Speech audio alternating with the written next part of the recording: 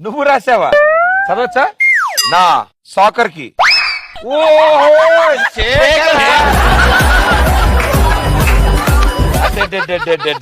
నిన్ను మొదటిసారి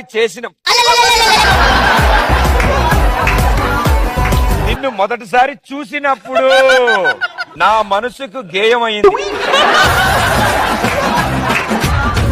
గాయమైంది. నువ్వు అంటే ఈ పంచాంగానికి దూరంగా వాచిపోదాం, ప్రపంచానికి. ఏంటి పోయేది? పొద్దున్నే వేస్తే నువ్వే